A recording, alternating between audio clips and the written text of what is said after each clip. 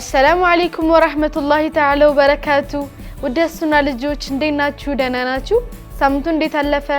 ودسنا للجوج ببالفو سامنت قال بقبهو اللاتشو مسارت زاري يا رسول صلى الله عليه وسلم روتين نجي اللاتشو متتشالو يتمن دا تيدوشي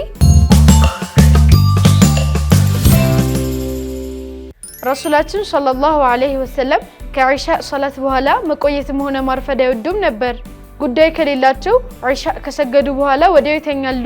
ሲጋደሙ ዱዓ እና ሱረቱል ኢኽላስን ይቀሩ ነበር። ከዛም እኩለ ሌሊት ላይ ዶሮ ሲጮህ ይነሱ ነበር። በመቀጠልም ሲዋክ አድርገው ውዱእ ያደርጋሉ። ከዛም አጠር ያሉ 2 ረካዓ ይሰግዳሉ።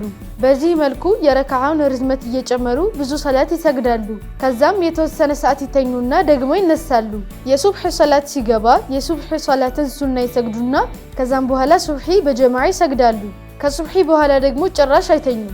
እናንተም የሌሊት ሰላትን መስገድ ካልቻላችሁ ተነስታችሁ ሱብሂ ሰላትን በጊዜው ለመስገድ መጣር አለባችሁ። እንዲሁም ጥሩ ሩቲን ሊኖራችሁ ይገባል። ውደስና ልጆች ለዛሬ ዘጋጀሁላችሁ ምክር ይሄንን ይመስል ነበር። በቀጣይ ደግሞ ወደ ድንቃድንቅ ወሬዎች እናልፋለን። የትም እንዳትሄዱ እሺ።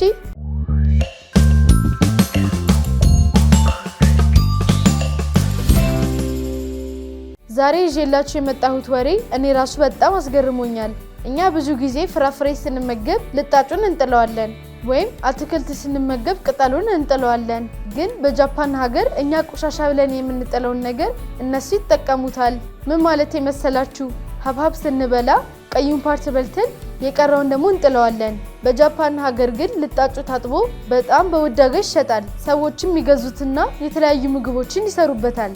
ለምሳሌ በጨውና በሶያ ሶስ ያበስሉትና ጥሩ የሩዝ ማባያ ያደርጉታል።